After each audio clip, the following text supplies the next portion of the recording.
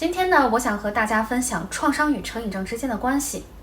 我曾说 NPD 呢有很多上瘾症的问题啊，不管是暴食症啊、游戏上瘾啊、购物上瘾啊、囤物症啊、酗酒、抽烟，还是不良药物上瘾、性上瘾，总之啊，他们问题很多。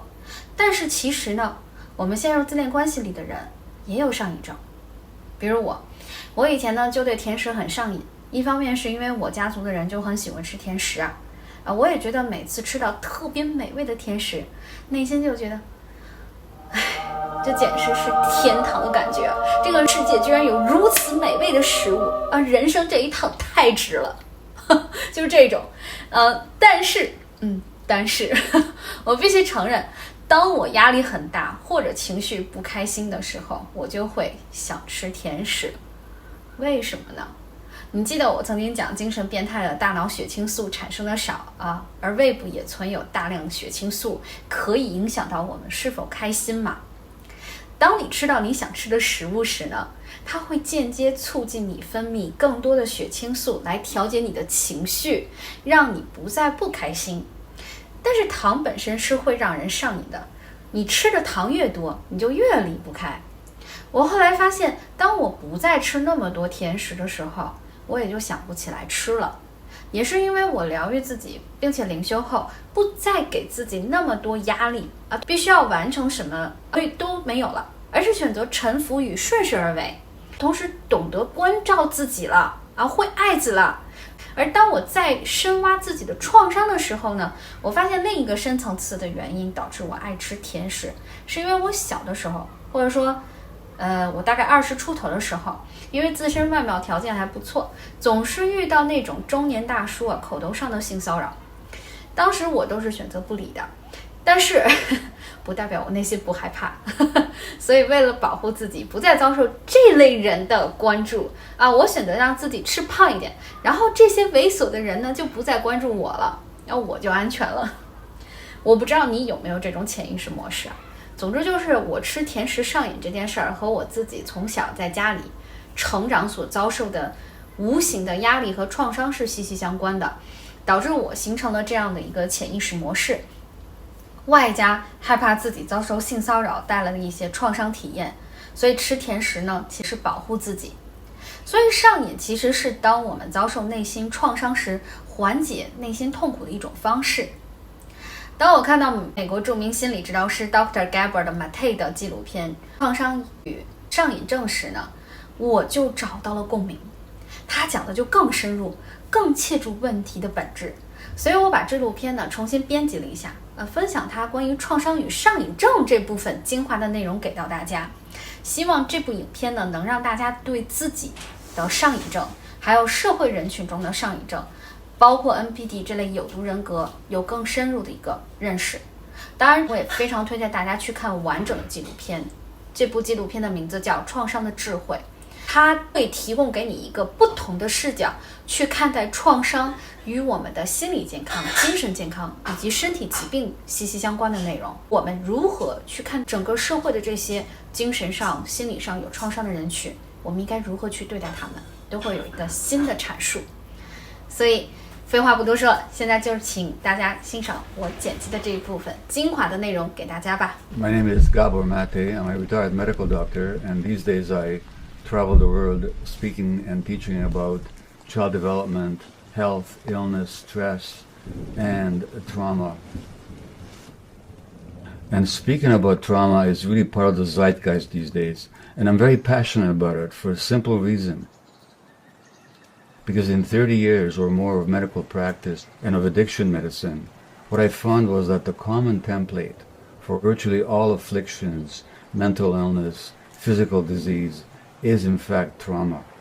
And there's a wisdom in trauma when we realize that our traumatic responses and imprints are not ourselves, and that we can work them through and thus become ourselves.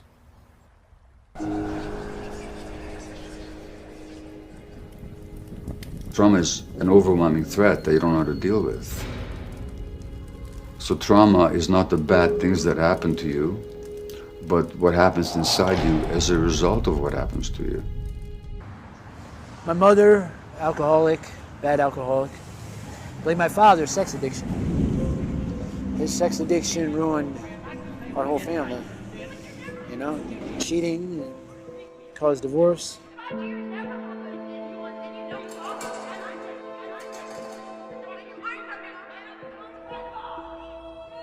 I started heroin at 26. That's what really destroyed me.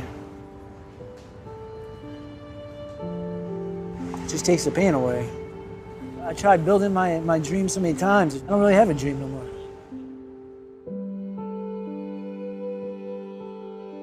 So trauma fundamentally means a disconnection from self. Why do we get disconnected? Because it's too painful to be ourselves. That then becomes a lifelong dynamic. I no longer know how to deal with emotions. It means that in relationships, when I feel a bit hurt, I immediately withdraw, so I don't have to feel those emotions that I don't know what to do with. So there's a disconnect. It also means that when I have gut feelings, I don't follow them. So I create situations of risk for myself. Now, trauma also affects how our brains develop. Certain key brain circuits that have to do with how we react and respond and regulate ourselves, how we handle stress, how we interact with other people, how much empathy and insight that we have, how much compassion we have. These functions of the midfrontal cortex are limited and constricted by trauma because we now know that the brain develops in interaction with the environment. So the brains of traumatized children don't look like the brains of non-traumatized children.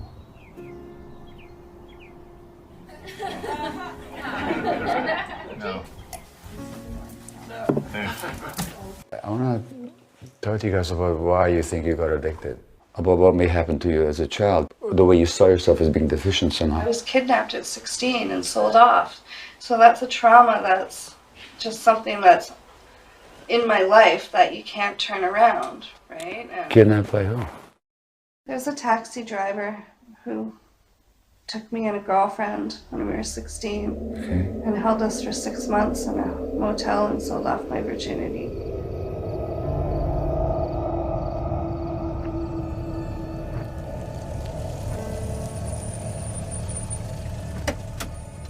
And the police was looking for you all that time, and Well, my mom just thought that I had run away from home, so she didn't look for me. so they didn't look for you. No.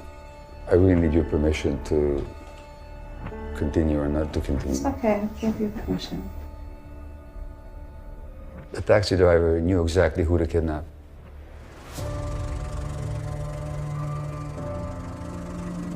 The predator can always tell who is without protection. Anybody hate you as a child? Yes, my father. He would spank us and take a belt to us. Do you remember how that felt to you? Like, I just remember the pain of it. Instead of thinking, oh, why did I deserve this? I just remember the pain and the... And how long did that go on for? Went on until I was approximately 16 and started fighting back. So 10, 11 years. Yeah. Okay. Let's say you're the mother of the 5-year-old, and this 5-year-old is being hit with a belt. And she's in pain. She doesn't understand, you know, and it just hurts. And it hurts emotionally. Because this man who's supposed to love me is beating me. So when you're being hit like that, there's only two possibilities. My father's a bad person or hates me, or I'm a bad person. So your only protection is to believe that, oh, I'm not lovable. Let's say you're the mother of the 5-year-old. Who would you want that 5-year-old to talk to? Myself. Okay, who did you talk to? Nobody. That's the trauma. In other words, by the time you're 5 years old, you're completely alone.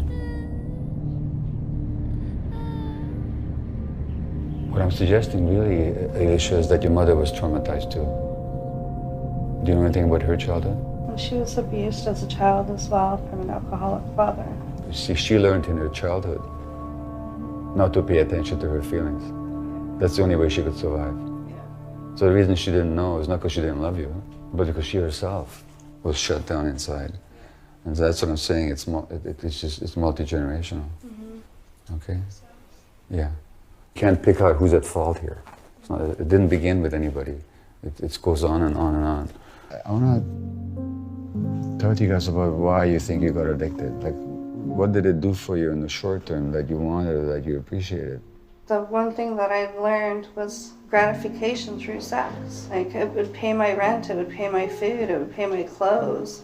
But it was also a feeling loved, right? Feeling loved, right. Having that desire for somebody to care and want you. Want you. I wouldn't be able to have a sexual relationship if I wasn't using, because I couldn't feel anything towards the other person. To make you feel more alive? Yeah, it made me feel more in tune. Yeah. Yeah, like that's what, and I used it to have feelings. I didn't feel pretty, I didn't feel like, and as soon as I would do a little bit of drugs, my self-esteem would instantly go up. I did so much sports and was on such a strict schedule that when I started to use in like grade 8, grade 9, like I was free. So freedom, sense of aliveness, completion, self-esteem. These are all wonderful things, aren't they? When they talk about addiction being a bad choice, they know it isn't. It's actually a solution to a problem. If we understand that the addiction is not the primary problem, but really a response to trauma, then it becomes obvious that in order to heal addiction, you have to heal the trauma. But it means that you see the wound that's driving that person.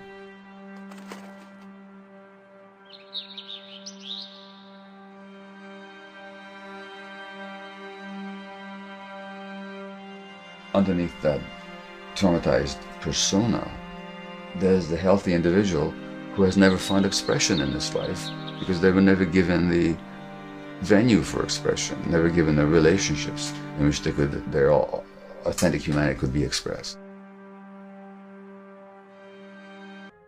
For trauma to happen, you don't need Second World War, and you don't need racism, and you don't need genocide, and you don't need the privations of war. You just need parents who are so alienated from their own gut feelings that they will let their infants cry without picking them up, and that child is desperate for a relationship. That's all it takes.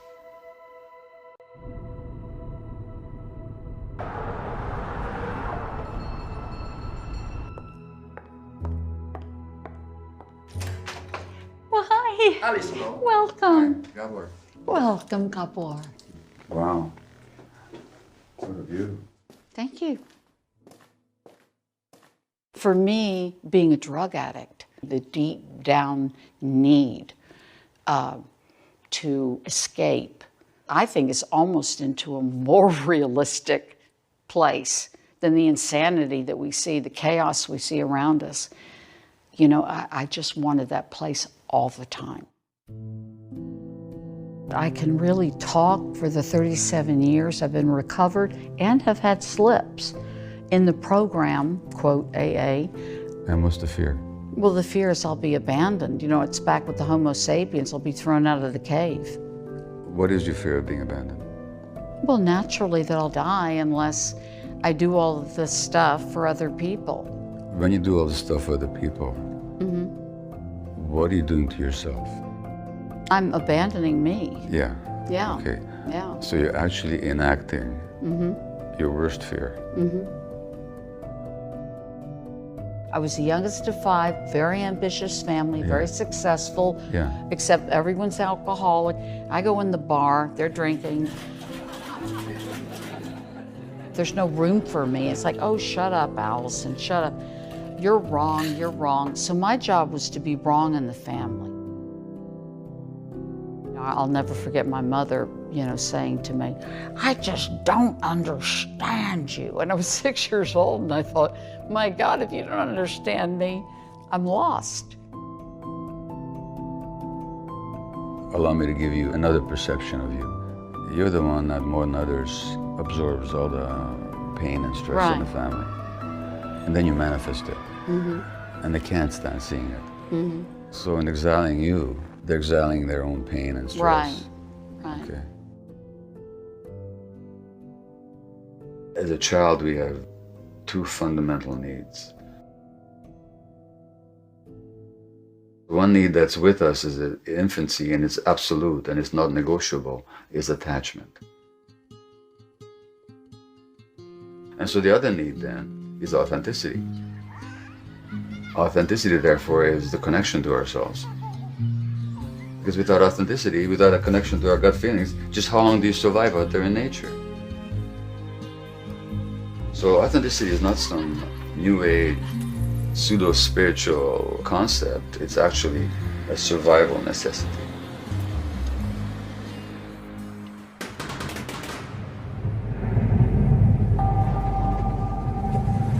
What happens if in order to survive or to adjust to your environment, you have to suppress your gut feelings?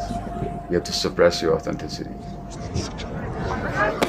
So normal society does not allow anger, and the child who's angry must be separated. In other words, we have to threaten his attachment relationships on which his life depends so that he can suppress his emotions. Well, that child, if he learns the lesson well, will disconnect from their anger. And then he's a sitting duck for depression, mental illness, or for physical illness. Okay, so kid is angry. Well, how about helping him move through the anger to learn how to modulate it? Not to repress it, but to learn to become friends with it. We don't want people who are not angry. We want people who know that anger doesn't have to be destructive. What were you pushing down when you were depressed? I'm gonna get the fuck out. Anger. Right. You were pushing down your anger. Rage. You were pushing down your anger, Yeah. right? Can you see how why, for a 6-year-old, it might be a really brilliant idea to push down the rage? Yeah. Why? Survival. Exactly. You talked about your many failures. Mm-hmm. I just want you to pick one. The fear if left on my own, I won't get out of bed. I've done that before. And you regard that as a failure? Falling apart, I regard as a failure. You regard that as a failure? Right. Okay. So your failure is that you got depressed and, as you put it, you fell apart. Is that the failure? Yeah. Just identify the age that you first recall being depressed at. Probably about 6 or 7. How old are your kids now? My oldest daughter's 33, Yeah. my son is 30, and my youngest daughter's 27. Okay. Choose one as a thought experiment right now. And I want you to imagine them at age 7. Mm-hmm. Let's say they get depressed. Would you go to them and say, you are a total failure? Of course not. Why not? Notice you're calling yourself a failure.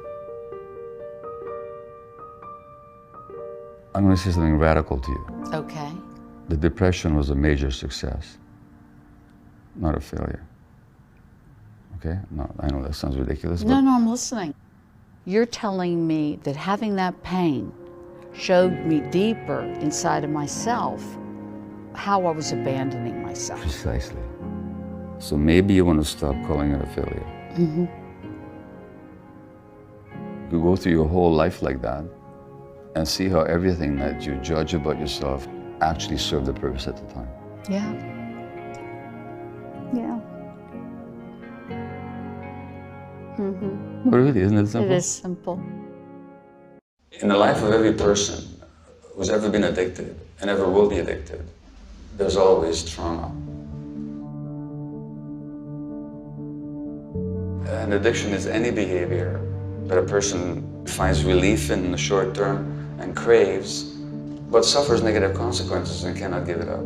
That's what an addiction is. Could be drugs, obviously, alcohol, nicotine. Could also be sex, could be gambling, could be shopping, could be eating, could be pornography, could be the internet, could be gaming, could be work, could be relationships. That's what an addiction is.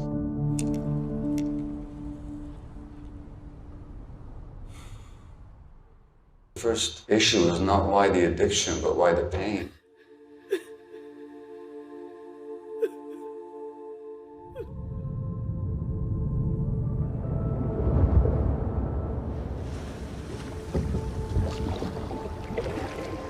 In our society, there are two myths around addiction. The pernicious one is the belief that addiction is a choice, and that the decisions that arise out of addictions are therefore a matter of individual culpability.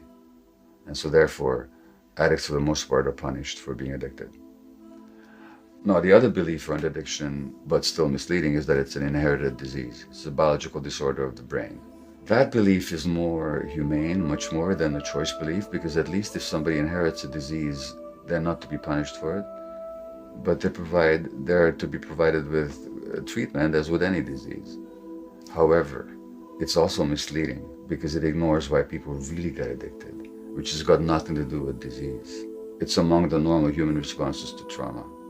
When people are suffering, they want to escape their suffering. That's normal.